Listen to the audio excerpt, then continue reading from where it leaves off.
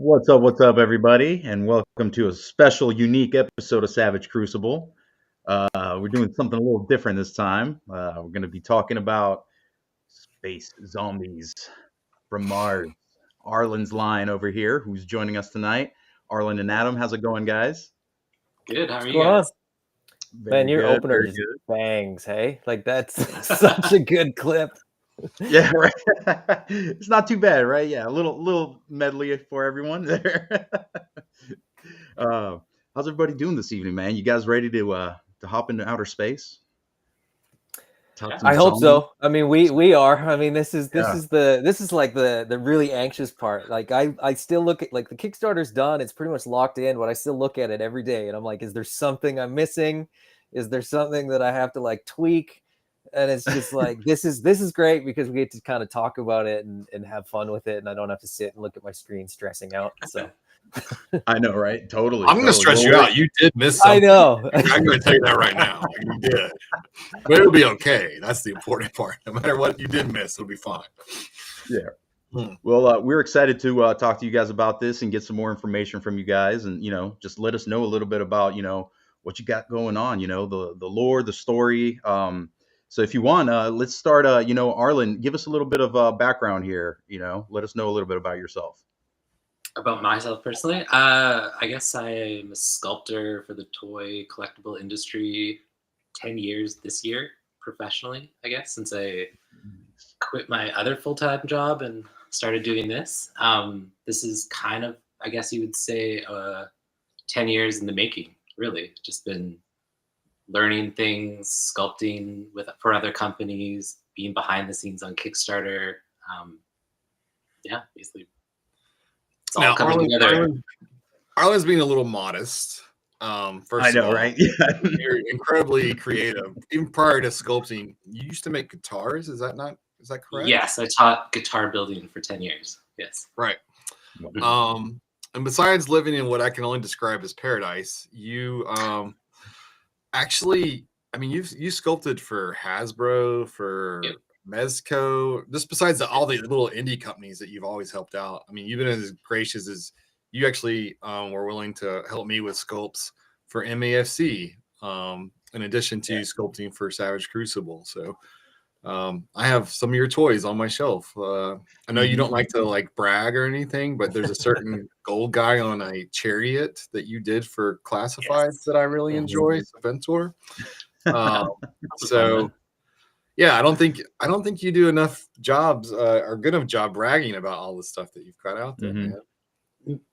The toys speak for themselves. That's fair. I don't know, man.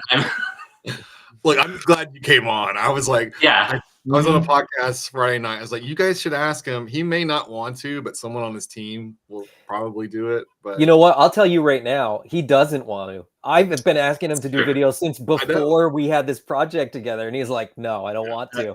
And then when we partnered, I was like, okay, you have to do videos. There's no longer like, I don't want to.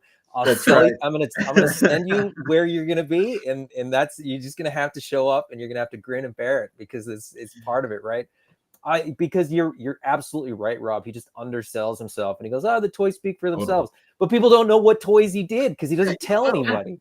Oh, so tell me your top, tell me 3 different toys that you've sculpted for spread across 3 companies.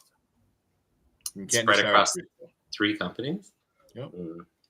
Well, I have one beside me that I really like.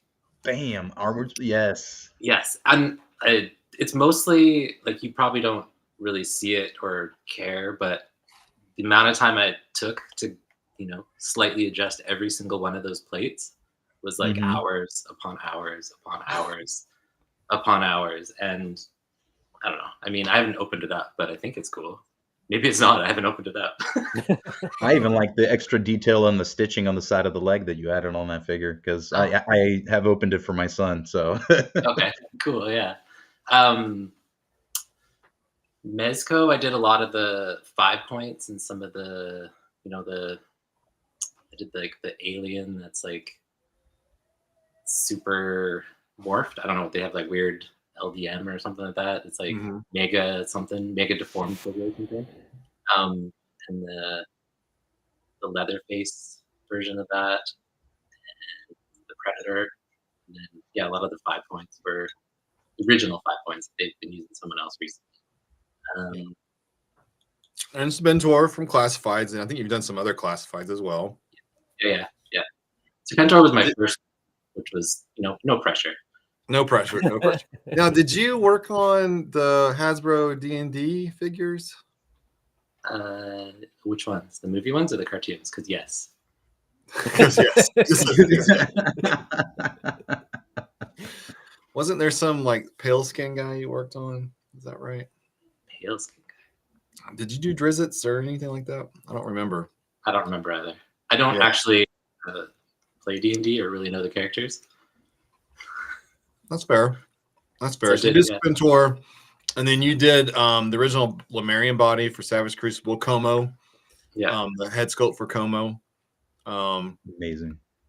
You actually sculpted the Great Dane that I don't think most people have seen yet. Right. And that last project I can't talk about right now. So you've worked for a lot of people. You've done work for. I work on like Marvel Legends. Mm-hmm. Oh yeah. Yeah, Marvel Legends and Star Wars. Yeah, lots of different stuff, I guess. Yeah. Yes, the Naughty or Nice line is all my design. I was going to say somebody would mention that in the comments. Yeah. Barbarian Santa. Some great sculpts on MAFC as well. Some of my favorite Goblin helmeted heads. Oh yeah, those were fun. Yeah. Very nice. All right. So Adam, it's Adam's turn. We gotta hear about Adam. Yeah, yes, mine's a lot less exciting. Just sort of toy collector, toy fan that just sort of stumbled into this by accident. Just sort of chatting with toy creators and stuff like that. I sort of got involved with Jason Bienvenu from Spiro Toys, doing the Animal Warriors of the Kingdom stuff, doing customer service, replying to emails and things like that, and just sort of helping Jason out with some of the non-creative side of things. And then I met Arlen at Joe Fest last year, and he, had his table there with a couple prototypes and, a couple graphic designs and things. And I was talking to them a little bit and just expressed that I thought it was a really, really cool concept and couldn't wait to sort of hear about when they launched it. Not knowing that they had no plan how to launch it. And then over a couple meals, we sort of figured out that it might be a good fit to have me join the team. And then we had to set up the company and set up the Kickstarter and set everything up. And now we're a week away from launching the Kickstarter. So nice, man. Well, I'm excited for the Canadian invasion. Yes.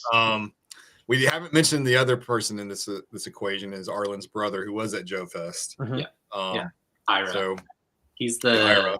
Him and I worked out the storyline for the comic, as well as we have an LP record that we recorded together over about a year and a half, which also follows the story arc. It's kind of like it. It's like a soundtrack to a movie that doesn't exist, basically, is how I like to call it. And then he has went off and written the comic. So he calls himself the lore master. That's how he says it. But him and I have been doing creative projects basically our whole lives together. Wow. So yeah. That's interesting you say that for the soundtrack, Arlen, because in my mind, I thought it was going to be something like Captain Logs or something like that, but that's awesome that it's actually like musical and all that. So yeah. Well, let's get into it then. Shit. So you said 10 years, you have a 10-year portfolio. So was it always in your mind, Arlen, to be like, hey, one day I'm going to create Space Zombies like that? Was that always kind of something in your mind, or is that something that developed a little further, like while you were, getting your hands into the business? Zombies have always been on my mind for sure. Space, not as much. Space came in about 3 years ago, I'd say. Yeah. Okay. Very nice. All right. So you guys were talking. You said you're about a week away from the Kickstarter. So for those that don't know, the Kickstarter is going to be running from March 1st till the 31st of March. So basically the month of March. Um, that's pretty neat. And this is going to be in Canadian dollars, from what I was told. Yeah, so Kickstarter is kind of funny. Like wherever the address of the bank is that they have to send the money to, it has to be done in that currency. Really? The frustration is that every bill that we're going to have to pay is going to be in US dollars. So we kind of mapped everything out in US dollars and then found out that we had to kind of convert it. So I have to kind of double check the math every Mm-hmm. few days to make sure that the dollar hasn't changed so much that the numbers look off. So I'll probably lock everything in, a night or two before, just to make sure that like the numbers don't go too sideways before we launch. Yeah. But we have a big sort of thing at the top of the page that says, attention, please understand that this is in Canadian dollars. Don't be shocked by the pricing. Don't be shocked. Change the currency to US dollars and it'll look a lot easier. Nice. Ooh. Cross those T's and dot those I's. Yeah. Yeah. So with that being said, do you guys have the goal set yet for it, or are you guys still kind of working that out? No, I mean, the goal is effectively set. All of our stretch goal numbers are effectively set. Like I said, it's just a matter of sort of adjusting the Canadian dollar sort of pricing to make sure that it's sort of in line with what we need to make in US dollars to kind of turn around and like send to factories and stuff like that. So those numbers have been set for a while. We are, one thing that I think happens with a lot of Kickstarters, or at least recently, it seems like with a lot of action figure Kickstarter lines, is that backers almost expect a retailer bump, and so they kind of hold off and wait for a retailer to jump in and kind of like push a project over the line. I don't like that. I find that it can be a little bit awkward because you get this weird period in the middle where it's really unpredictable. So what we did was we actually reached out to a few online retailers and basically sort of propositioned them with the idea of, would you like to effectively pre-order this now, and then we won't charge you until after the Kickstarter? Because for anybody that doesn't know, Kickstarter takes like 10 to 12% off the top. So if retailers are kind of kicking into the Kickstarter, presumably, they're going to get retailer pricing, but they're 10% of whatever they put in is also getting taken off the top, so you're losing even more margin. So we kind of said to them like, hey, we're gonna assume that you'll order on April 1st, and that'll go into the account sort of for the dollar amount that you're contributing. What we did is basically took that off of the funding goal that we needed. And so our funding goal is effectively what we need to make from Kickstarter backers. And, we'll be explaining to people that don't expect, Big Bad Toy Store to swoop in and like save this. If there's not enough interest there isn't enough interest there. And we don't want to have a retailer kind of be on the hook for, more than they're willing to, just to get the project across the line. So for me, it just made sense to do it that way. Yeah, and there's a nice sense of transparency there as well. So yeah, and I mean, right from the jump, we can also basically point people in the direction of retailers. So it's we don't have to wait for a retailer to kind of jump on board. We're gonna launch on March 1st, and then like on March 3rd, we'll kind of announce the retail partners that will have the product after the fact, and then that way, we fully transparent again, we make way more money if you back the Kickstarter versus if you go through Big Bad Toy Store. But if for whatever reason you want all the figures but you can't afford an all-in, you wouldn't be able to pay it in the time frame, you do still have the option of going to a retailer and sort of ordering it after the fact. So now, are the retailers going to have their product up during the Kickstarter? Yeah, they will. As much as I didn't want that's just sort of an agreement that was kind of, you know, I like the approach. I do. It's a good way of going about it. I didn't allow retailers to back Savage Crucible Kickstarter. But I do like that you're lowering the funding goals so it makes it more obtainable. I mean, that's an important part. Most people don't realize. I mean, the general public doesn't really understand that those numbers don't really reflect what it takes to actually fund and produce the project. Oh, I see these and people think, oh, you've got so much money. I'm like, they can't even produce a full run of their figures with those goals. You know, not to mention all the sweat equity that gets into it. You know. Luckily, Arlen is very talented. It can do a lot of the sculpting. That's definitely a huge cost that he's put into it in his own time. So I really like that. Do you guys have what is your base funding goal? I think is the direct question roughly. So the direct funding goal to sort of launch the project is going to be 120,000 US. Excellent. I love it.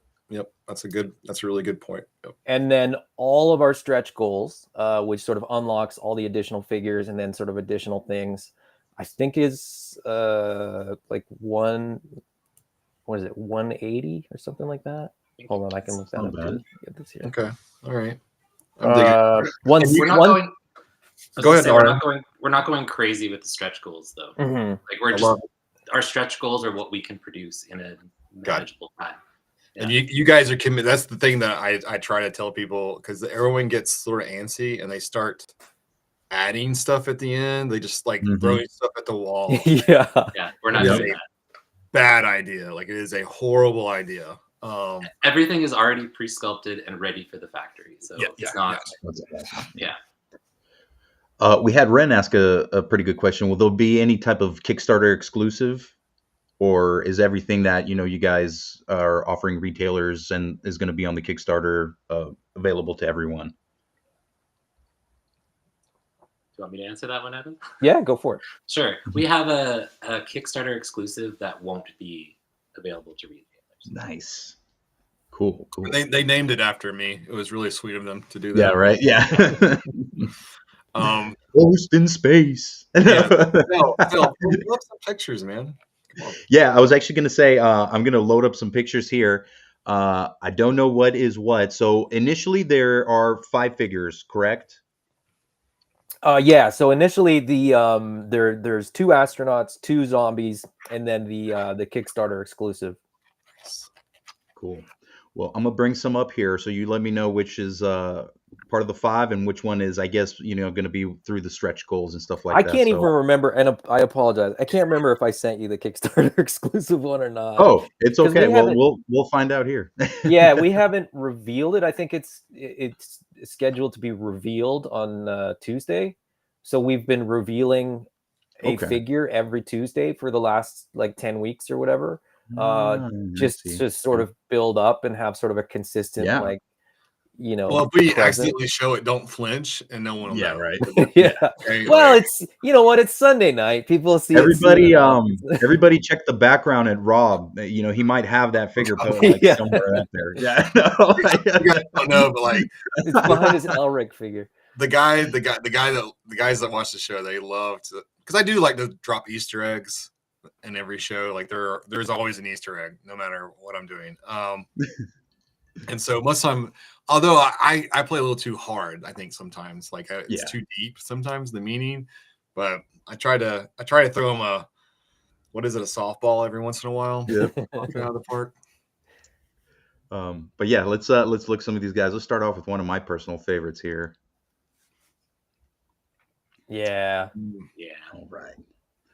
So whoever wants to take over and let us know a little bit about this guy.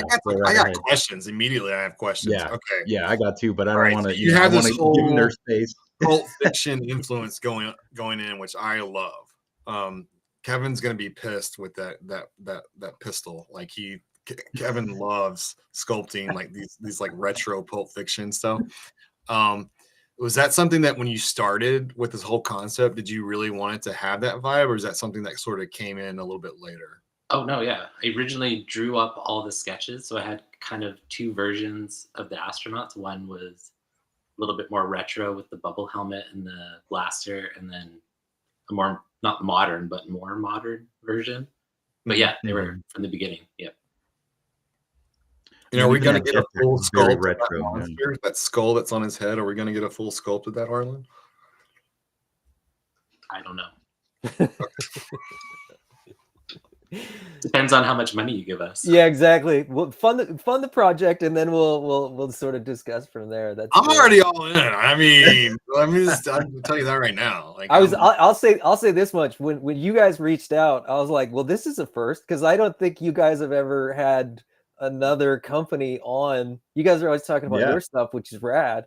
But I was like, well, this is I maybe I missed an episode where you guys talked to somebody else, but we never had anyone on to support another line. We Kids Concepts, he's Chinese, and we did an episode where we talked about his stuff and during his Kickstarter, because he's a business partner for some of the stuff that I do in China. And but with Arlen, I mean, I think me and Arlen have been working with each other for 5+ years now, maybe 6 at this point. And so Arlen's a great guy. That's all there is to it. And so I felt like this is the right thing to do to really, I mean, we always compliment other people's lines. I mean, we collect, we're all collectors. But no, it was the right thing. Now I asked Arlen, I had no idea if he's going to say yes or no. So, because we've asked him to be on the show before and he said no. Like, exactly. But I say it politely, right? You are always polite. Yeah. I'm sorry, but no. Yeah, exactly. This is literally my worst nightmare. No. A little bit of like lore background, just to kind of like set the tone. What you'll find across the pictures, there's kind of 2 styles of astronauts. Like Spike represents more of like a 1950s kind of pulp look with the fishbowl. So Spike was the leader of the original Red Dust mission. And then most of what you're going to see is a follow-up mission called Red Dust 2. So the more modern look is because those astronauts actually left Earth later in the timeline. So the whole thing is sort of through like a late 80s, early 90s kind of lens. But this guy goes back to kind of like the late 50s, early 60s kind of thing, which is why he looks a little more like, like those really, I mean, I think really awesome old sci-fi movies. Yes, totally. But it's still like a super modern looking figure and everything. So there was a question in the comments about the bubble helmet. That is going to be transparent, correct? Yeah. Nice. And there was a couple other questions here. I think somebody was asking if you guys have social media. Right there is a Junction was asking if there's an Instagram channel to follow, promote. Yeah, absolutely. So we've got an Instagram page. It's the Nameless Toy Company, or T.n.T Co. You should be able to find it by looking it up that way. And it'll have a little red skull as the avatar image. So if you found that one, you found the right one. Nice. And it'll be full astronauts and zombies. So you'll know you're there if you come across these images. Renato also asked, what time does the Kickstarter drop on March 1st? But do not tell this man. I'm not. B1 again, I know why he's asking. To earn it. Yep, I know why he's to earn it. You can't tell him. So we are intentionally not telling people the time. We are telling people to go to the Kickstarter page, sign up for the notification. You'll get the email, and then race and hope that you're not busy doing something else, so that you can be backer number 1. And brag about it for the rest of time. And Alberto said it kind of gives him Cold War era vibes. Yeah, I totally kind of get that from this character. So Renato's not impressed. Yeah, right. All right, let's move on to one of the main things that we're talking about here today, the zombies here. So a little breakdown on how the zombies are going to work on the line. What do you mean? So are they, is everything going to be the same price point? Is some of these going to be kind of like builder figures? I'm guessing the one we just previously saw is more like a character, main character kind. So is this something like a builder right here, the zombie? Yeah, I would say he's like the idea is he's an army builder, essentially, of your zombie horde, I guess. Price point, well, Adam will take care of that part. Right. Price point wise, again, we sort of worked from a US dollar price point and sort of had to enter it in Canadian. So it'll be about $25 for a zombie, and then $40 for the more deluxe astronaut with the pack and all the accessories and all the pack-ins, which we think is a pretty good value proposition, based on what's out there in the market. And those are also the prices, assuming you're only ordering one item. There's bundles for, multiple astronauts, multiple zombies, all in bundles. And I think we've probably covered, most bundles that people will want, and you can do them as add-ons too. So if you need like 30 zombies, you just get this sort of bulk pack zombies, and then you can add on more bulk packs as you go. So. Nice. And then the stretch goals, like the blackout parts, are essentially stretch goals. So once we reach those stretch goals, you're going to get more value for your figure, basically. Right. Nice. So my question is, are any of the stretch goals an additional figure? Because I think there's like 11 I counted. Is that right? Yes. So yes, some are. So the initial launch is 2 astronauts, 2 zombies, and then the Kickstarter exclusive, and then there's 6 more figures as stretch goals. Nice. Okay. Excellent. And cool. and I mean, the stretch goals are super attainable. I didn't have the number in front of me before because I didn't want to misquote myself because I put the number in. But like the max stretch goal to get all of the figures, all of the pack-ins, and everything is 170,000 US. Nice. So 50,000 from funding goal to like everything getting unlocked, which I think is pretty good. I'm hoping that as stretch goals unlock, that momentum just kind of keeps it rolling until everything's unlocked, and we can take a week off at the end of March and not worry about it. We'll see. Very nice. So here's a different color rendition here. We're getting different helmet, it looks like. This is pretty neat. Let's from what I'm seeing here, they're blacked out, but let's talk about pop and swap accessibility in the line. Is that going to be something that people can look forward to? Yeah, basically the legs at the, I guess, thighs essentially, and the arms at the shoulder will pop off, the heads will pop off, hands will pop off. I'm not sure how far we'll take the pop and swap with the other parts of the limbs, but we'll see once we start doing the factory. Very nice. Man, this guy's really neat too. Are we taking bets if it's gonna fund the first day? Yeah, right. I mean, I think the funding goal is pretty low, and I think that not to sort of toot our own horns or anything, but like I think we've gotten out ahead of this a lot earlier than a lot of people do in terms of like getting the images out there, getting things like price points, getting things like what you're going to get for stretch goals and all that kind of stuff.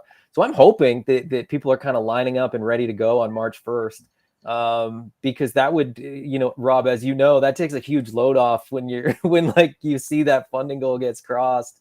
Oh, man. And then it's just, celebrating, okay, let's get started and let's get the ball rolling on this. So, all right, guys, in the chat, let's hear it. I want to see who thinks it's going to fund the first day. And if you don't think it's going to fund the first day, pick a day, 1 out of 30 that you think it's going to fund. I'm curious what everybody else thinks about Curious that. to see. Yeah, let's see. Cool. So a little bit about this guy. Anything you guys want to share? This is usually where Ira takes over. Arlen and I are both waiting for Ira to step in. Yeah, right. So this is Guy Garrison. He's effectively kind of the leader of the mission for Red Dust 2. He's also the leader of the military sort of division of the mission. So he's kind of, not the main guy, but I think a lot of people are going to kind of look at him as though he's kind of like the main figure almost. Mm-hmm. Yeah. Really, plus, really a green military astronaut. I think he's going to be pretty popular. I love the classified folder. That's awesome. I was just about to say that's probably what It's a great is the piece. coolest part. Now the logo on the back, does that say IS2 or ISU? ISA. ISA. Okay. Yeah. And what does that stand for? I can't 100% remember, but at this moment, I believe it's International Space something. Okay.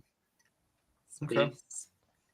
Awesomeness, probably. Yeah, I was thinking International Space Association, maybe, or something. probably.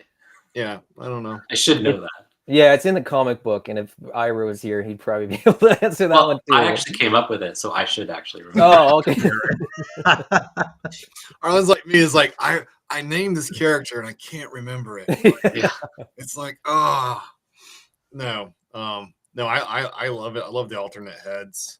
I like that he has the black visor. That actually makes it really kind of tactical and a whole extra level versus some of the other ones. So, and I've seen the sculpts in person, and the detail is fantastic. Yeah. So, yeah, they're one thing that won't be lacking for sure. Now, in terms of scale, do you think they're like slightly taller than a classified because of the suit, or what were you going for? They are about the same height as like I would say about a Monster Force figure at the moment. Yeah, I was gonna. Yeah.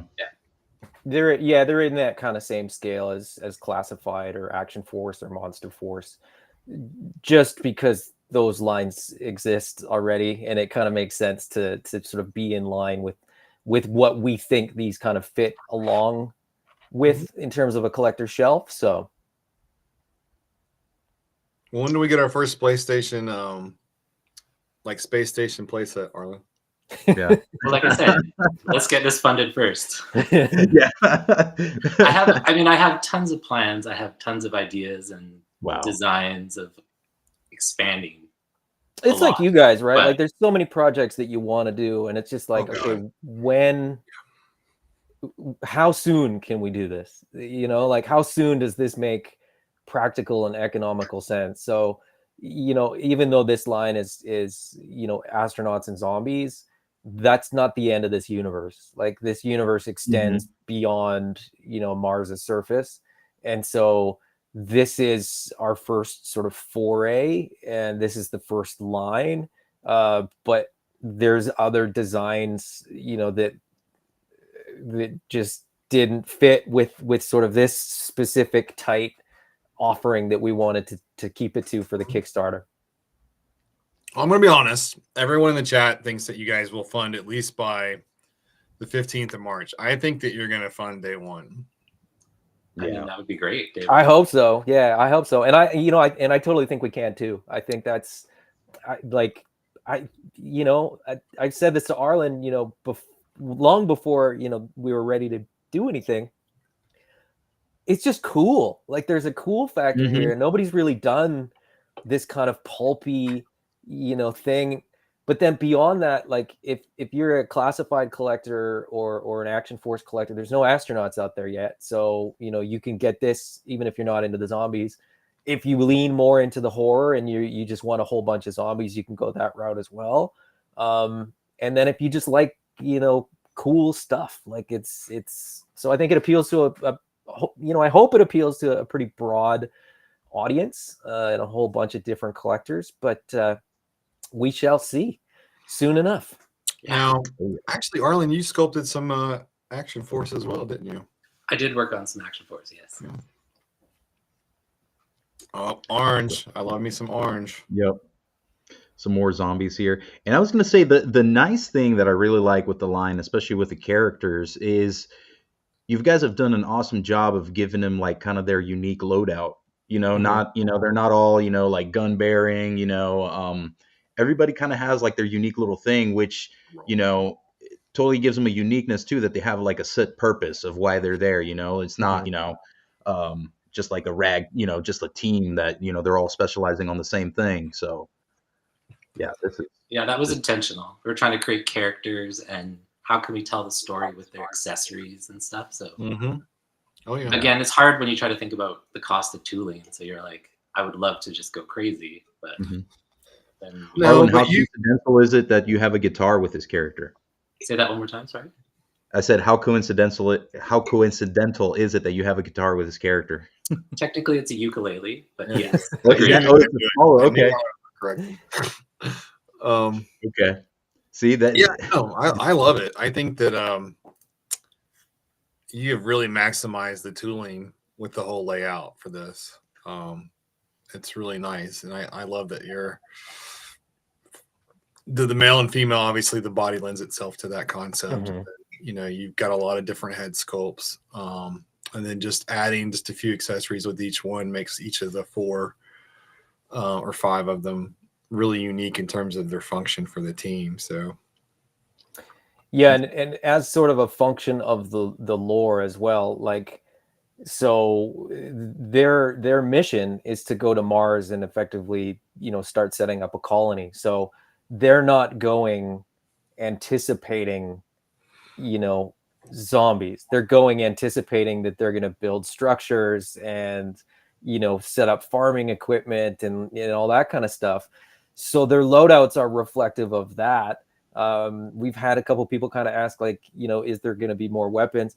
There's, you know, if you want weapons, you know, you got Action Force, you got Gridiron Studios, you got, you know, a whole bunch of other companies that are making great, you know, action figure weapons in this scale.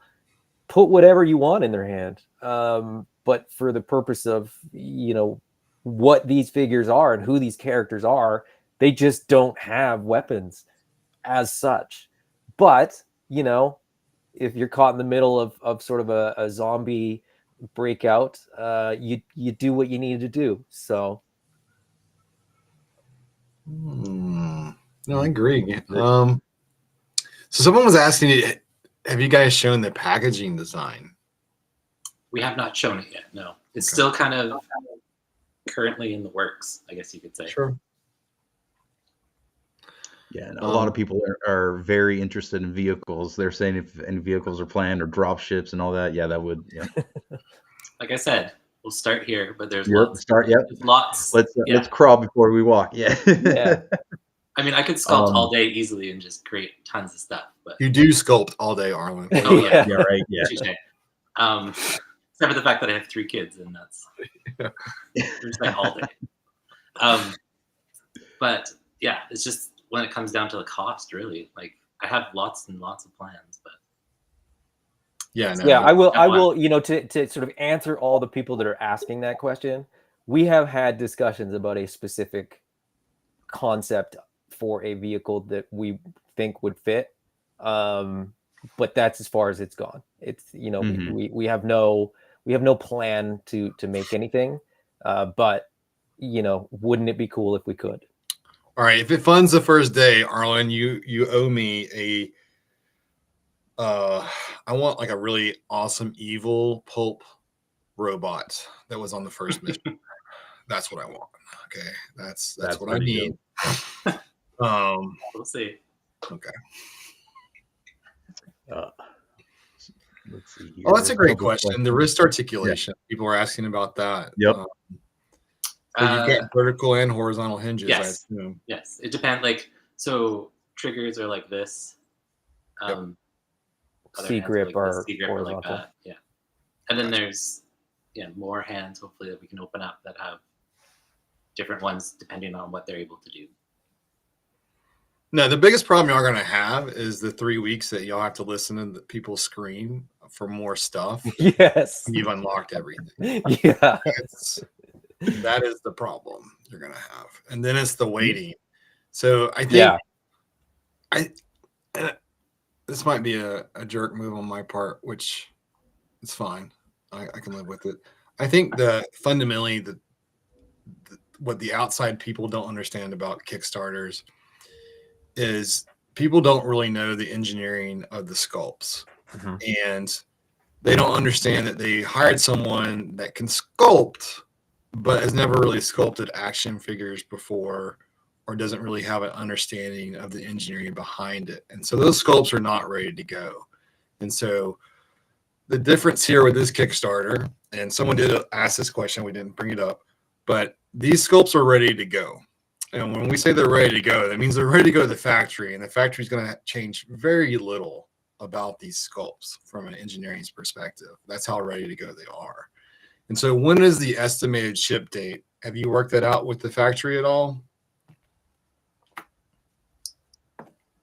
Adam, do you want to take that one? We've got it set. I mean, I think maybe as a function of being Canadian and not wanting to like push it too far, we've set it, I think, very conservatively at October 2026. Okay. Yeah, I mean, you can go back and forth with the factory a lot. I've done that a lot already. So in theory, I like to think that I kind of know to get it as close as I can anyways for them. And then they'll probably send everything back. I might make a few adjustments, but and we're going to have like most of the paint masters are already ready to go. We'll have packaging ready to go. So at that point, it's just making sure that the factory can hit everything. And they like working with them. We're using the same factory we did the Naughty or Nice line with, and I've been behind the scenes on all of that, and they're good. It's quick. They do a great job. I mean, it's people are upset that it's not ready for Christmas, but like really, that's by the time we get it out, like in 13, 14 months, that's kind of crazy. So no, that's a good time frame. I mean, honestly, 12 months should be like what you're trying to hit for the most part, but like we know that like there's always something that happens. There's a delay, and people still understand that. And you don't have anybody on the ground over there, and that's the other like timing issue. If Adam or Arlen were sitting in China, you could get it a lot quicker because you can say, I like that, that's great. But every time you have to ship it back to this, to, in this case, to Canada, they have to look at it and then they make changes, and like that just keeps adding time to it that people they don't understand because they've just never done it before, right? I mean, they can understand it in concept, just not in practice. So it always takes longer than you think.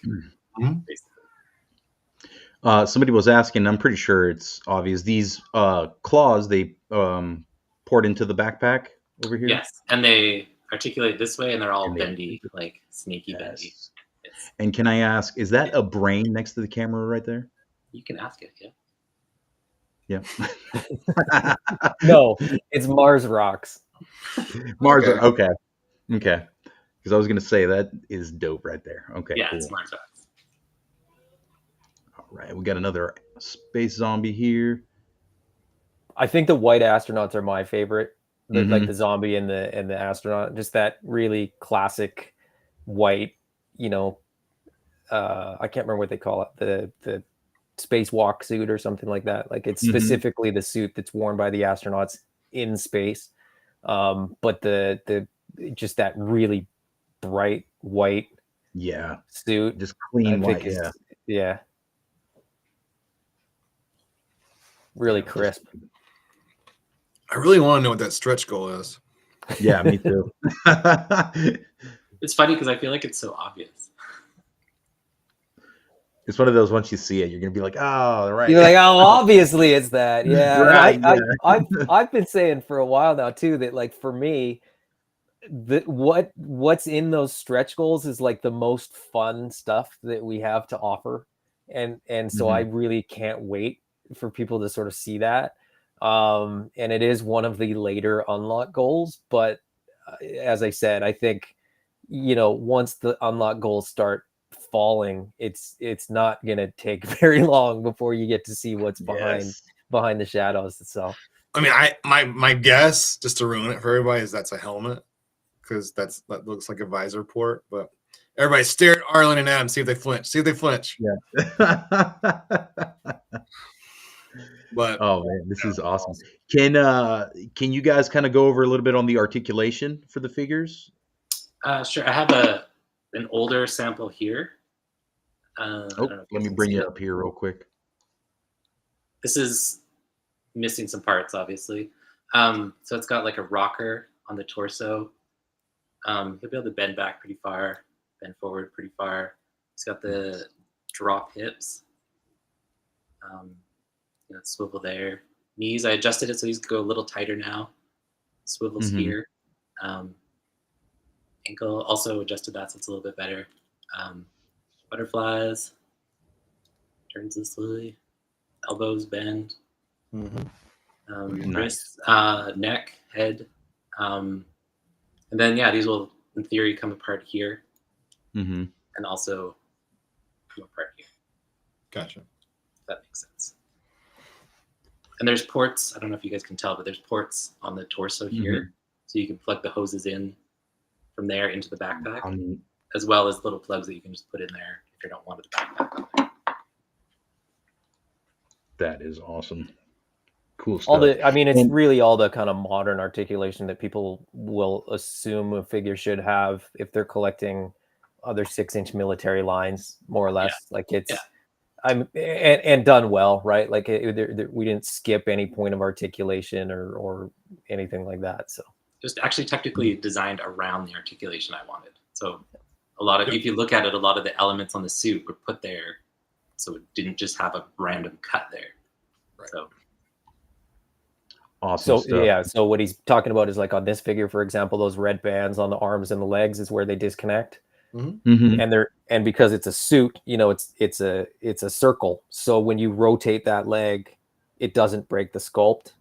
Nice. Yep. So you're not going to have a weird shelf where, you know, it kind of, if you turn it just too far, it doesn't look right. Like it'll still look, you know, nice and clean.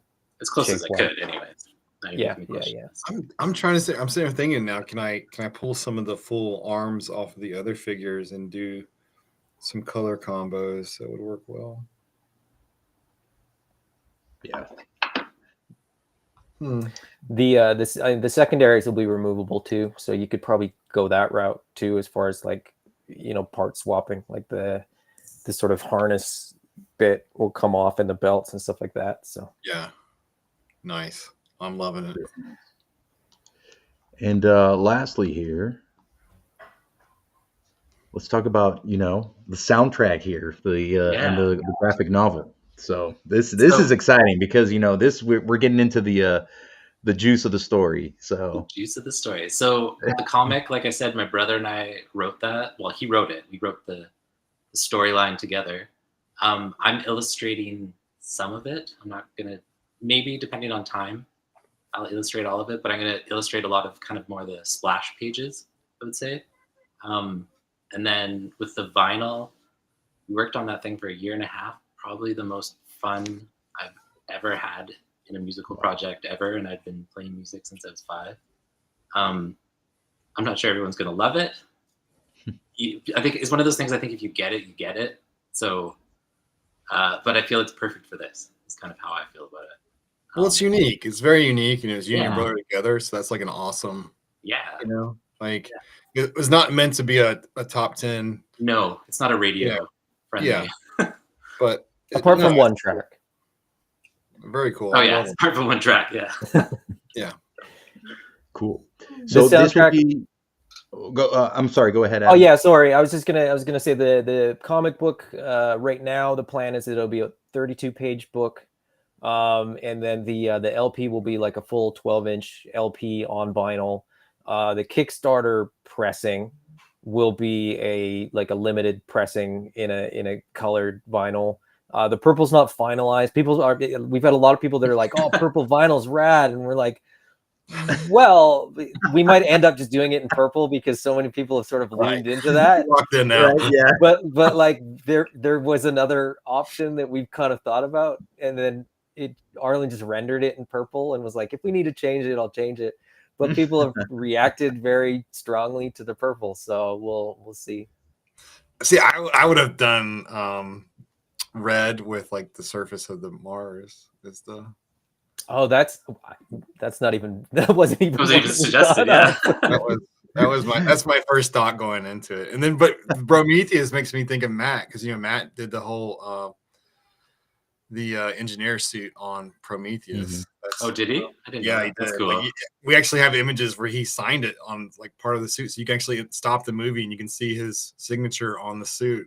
Oh, what? That's cool. Yeah. So that's what I was immediately thinking about when I saw it. So I came out with that name as a joke, Prometheus, and my brother was like, "Yes," and I was like, "It is right. Like it's perfect."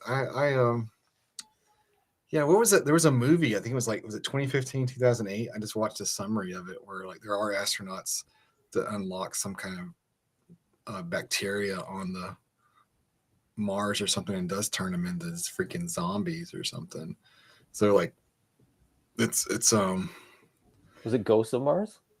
no. I remember that one. This is a modern thing. Okay. Trust me, it's not well known at all. Mm. Like, I haven't heard of it. I hadn't heard of it either. Like until I stumbled across it on YouTube. Like, Yeah. I was like, what is this? But yeah, no, I love it. I can tell you, like I've seen the prototype sculpts in person, and Arlen definitely didn't skip any corners on the amount of time they spent sculpting it. So it is beautiful. So I think I've resculpted about 3 to 5 times. I bet. Yeah, you've gone back. Yeah. Like, Real this quick is not question, quite right. guys. For the graphic novel and the soundtrack, is that only going to be available, or is it going to be available digitally? Like, can people download it digitally and all that? Yeah, there will be options. So as far as like reward tiers, the cheapest reward tier is just a digital bundle of the comic book and the soundtrack, and I think it's like $10. So Nice. We wanted there to be something for somebody that maybe doesn't want the figures but wants to contribute something to the Kickstarter. But they always have that like contribute with no reward. But I wanted there to be something that was like really still pretty affordable, that people could actually get something, right? Just trying to support the Kickstarter, whatever way you exactly. And it was sort Smart. of like that was sort of the easiest way that we could actually have something to sort of give to a backer as a reward, without them having to be too financially committed. So now, are you guys going to have protos at ZeloCon over at the Spiro tables?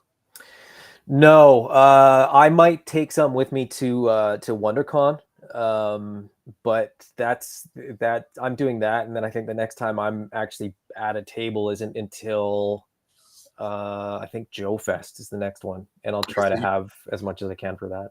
Arlen, are you coming to Joe Fest again? I don't think so. I'm not really sure. I think I have the kids that week, so it's kind of hard to balance it all out at this moment. Oh no, I understand. Trust me. And that's a very, for you guys don't know, Arlen lives on the entire other side of Canada on an island with a lake. It's a huge island. If you look at it on a map, it's like so we could be our own country. And he goes, well, we're going to the lake. And I'm like, you live on an island.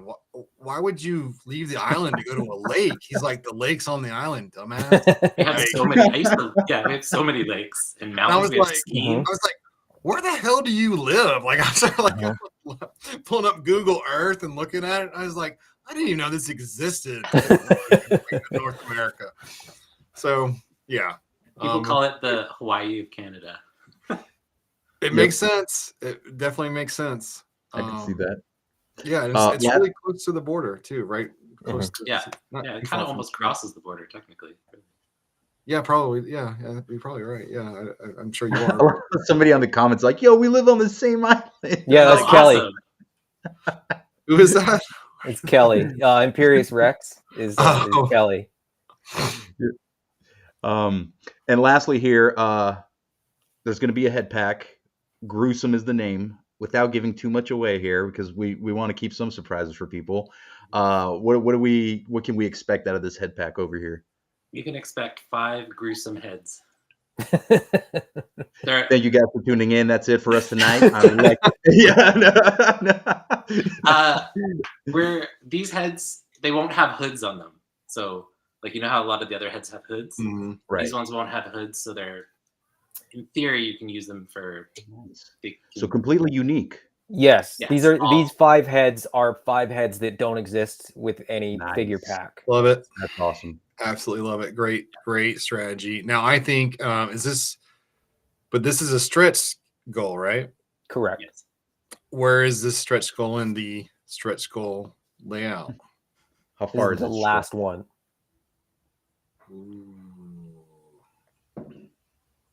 Now, Rob's thinking how soon this stretch. Well, I guess if it unlocks on the first day, then it'll be the first day. So. Well, no, it's the last goal, though. Is what we're saying. So Like, this is the last how goal. long till we get to that last goal? But it's 180. So I'm thinking. All right. So next question for the guys. Knowing that there's 11 figures, so there's 12 SKUs. Yeah. 11 figures plus the head pack plus the record in the comic. So I guess 14 SKUs total. All right, so 12 toy SKUs. Yes. Yeah. All right.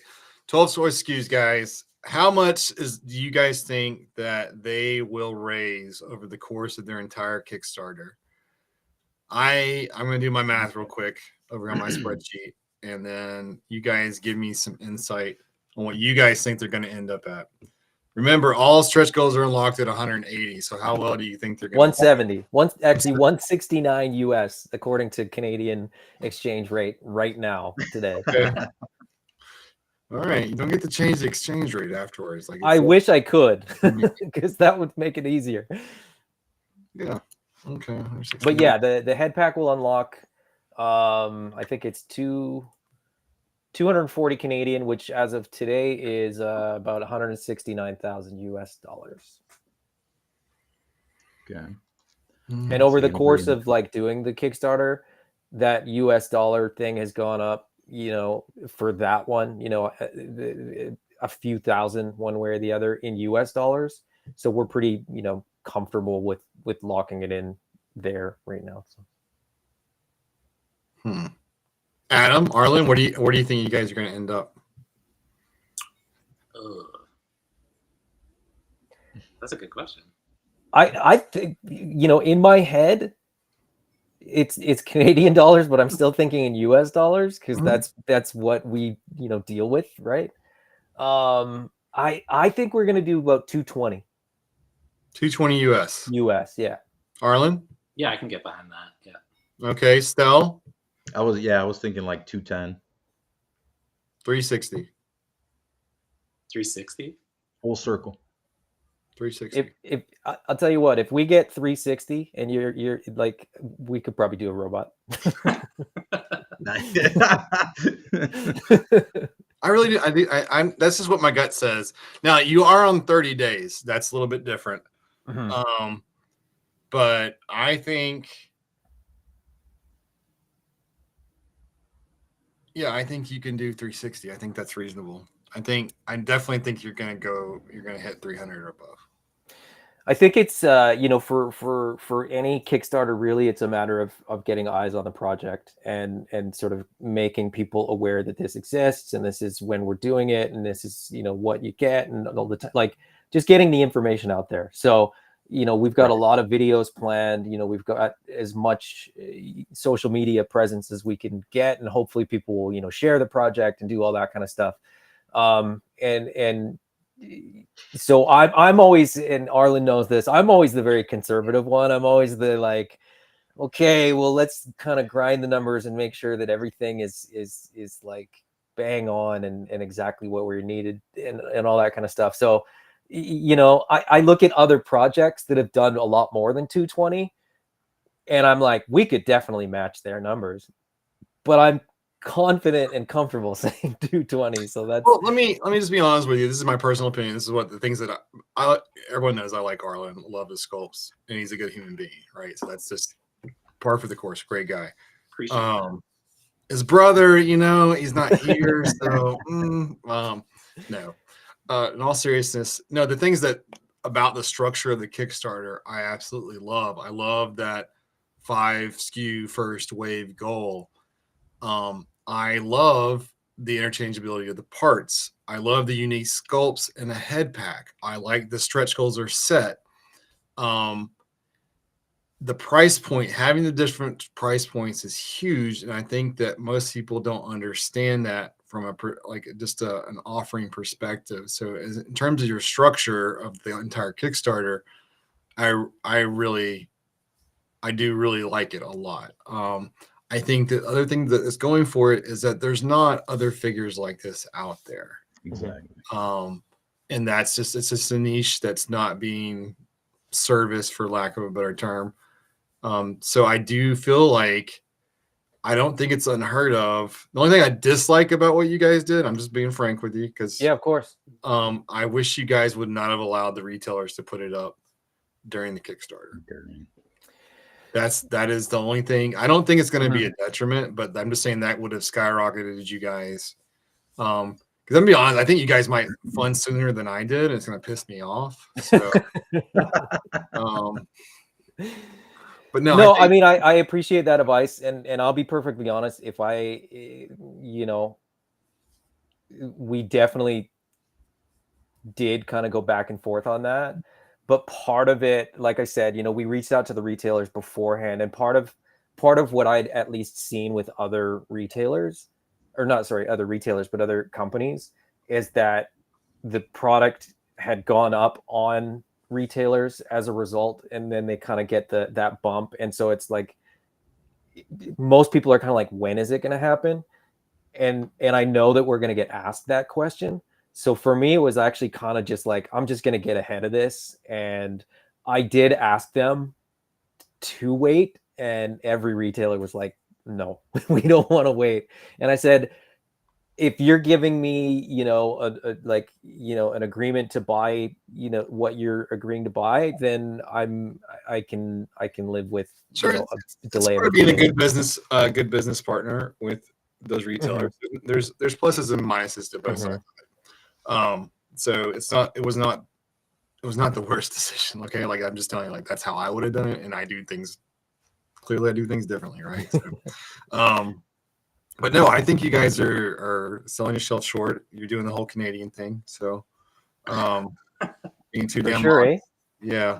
No, I love it. I really do. So I think the other part, Adam, the challenge that you have for you is you have to pimp Arlen way harder. Yeah.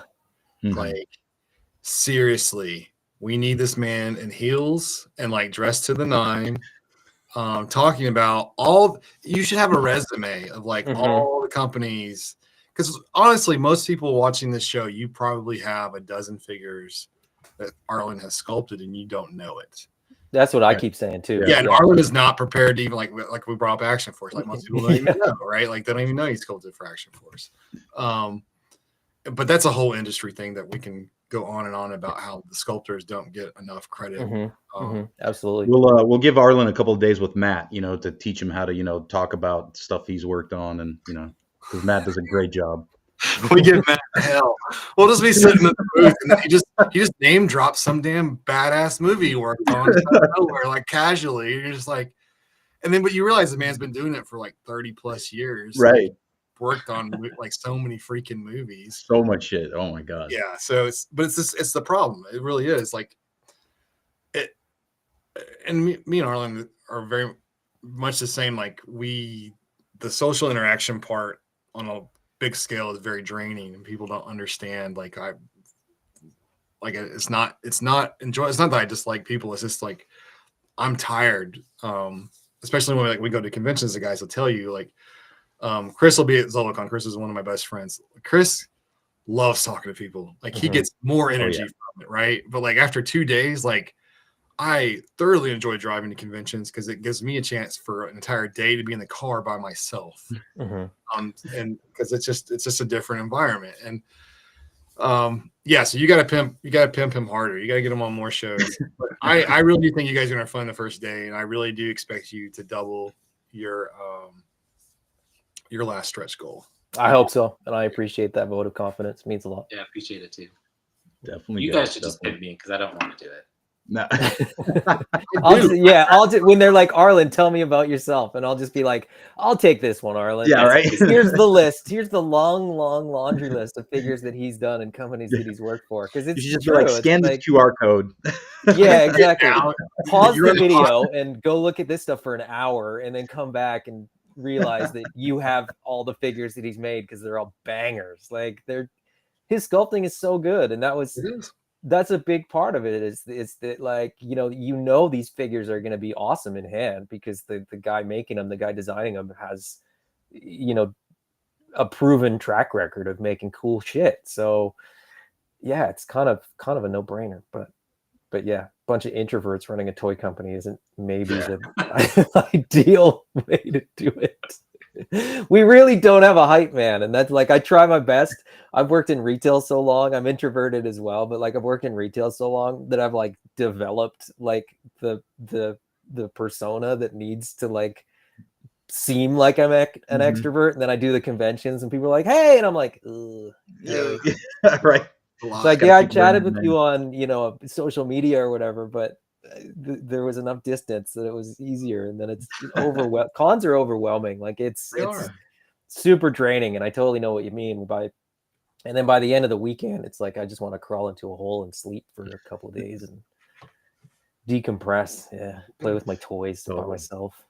So Junkion wants to bring you on the Figure Action podcast. Yeah, reach out.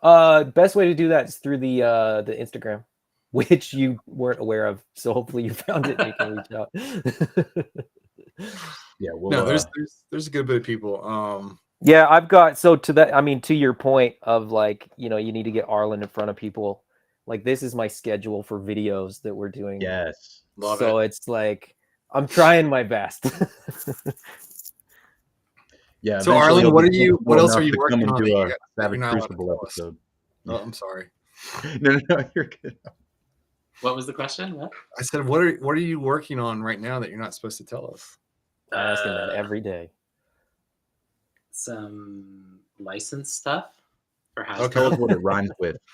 You guys don't know, but like even in private, that's the answer that Arlen will give you. Like he will not. Like, I get a little bit more sometimes. Like we have like video chats. He's like, okay, well, I got to go work on this G.I. Joe figure. And I'm like, which one? And he's like, I tell him every time. I'm like, I'm going to ask every single time. And I know that you're never like one day, maybe I'll get something. But I appreciate it. Yeah, I appreciate it. I really do. Yeah. Like because that, you know, like when he's working on something for you or like he's not sharing it with the world and that means a lot. So yeah.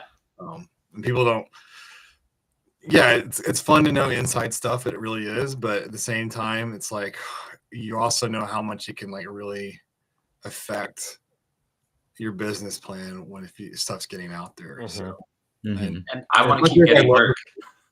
Well, right, exactly. Like the classified stuff. Like someone keeps ruining all the surprises for classified, and it's like, I know who is that. Yeah, I've noticed. Yeah, like wouldn't it be awesome if you got to see it like fully painted and unveiled the way it was supposed to as an awesome surprise instead of like just some test shot and some poorly photographed picture. Like yeah. So, but I guess I'm in the minority on that. I don't. Yeah, right. Yeah. No, I agree. I mean, that's it's so much more fun to like hold more close to the chest, and like then the reveal feels more special. You know, it's like you're waiting for it. You know that there's something coming, but you don't know what it is, and then like to actually get it in a stage where it looks like what you're gonna get is so much better than green and yellow and gray and random pieces that don't seem to fit, and it's just like it's weird, but you need an imagination to know what it's going to look like, and not everyone has that. That's true. No, it really is. Like some people you have to show, like you literally have to show them. They can't imagine it, and I'm like that with certain things. Like if you're talking about designing a kitchen, like I'm like whatever. Like I don't know how these colors go together. Like just leave me out of this. I'm good. Like. But what's going to be interesting for you guys is, well, maybe not Arlen. Arlen's been through this, but Adam, you get to experience this. Now you're going to have seen something for a while and known about it. And by the time it gets into your hands, it's not new anymore. It's old. You're on to the new thing that you can't talk about or show anybody that you're already like in producing. And so like when you open stuff, it's not really as exciting as you think it would be. It's like it's like all this tension goes away because you're like, oh, it's not screwed up. Like it's like, oh my God, it's my thing. It's like, oh, thank God they didn't screw this up. Yeah. Like, that's how you feel. So absolutely. Yeah, it's definitely interesting being on this side of things. But all right. Well, I appreciate you coming on, Arlen. Thank you very much. Yeah, appreciate it. Totally, guys. Arlen, Adam, yeah, thank you guys so much for taking part of your night to sit here and talk to us about your line. We're excited. Ren, you better be ready, man. I know. Yeah, go ready. sign You up for better that be- notification, buddy. Yeah. Everybody sign up for No, he's notifications. already flown to Arlen's house. Yeah, He's gonna be monitoring us, watching like, Yeah. did he push the button yet? Did he push the button yet? No, actually, he's going to be with us. Ren's going to be at ZoloCon, so Mhm. Nice. Yeah. I don't know how that's going to work. Actually, Yeah, right. I know. If he breaks away, we lose him for Yeah, no, You'll have a pretty good idea of where he is. Yeah. All right, guys. Well, thank you again. Thank you so much, everybody who joined in live. Thank you for joining in live. Give them a follow on Instagram. Sign up for the notifications for the Kickstarter. It's coming up 1st of March. And with that, everybody have a great night. Thank you so much for tuning in again. Yeah. Thanks, guys.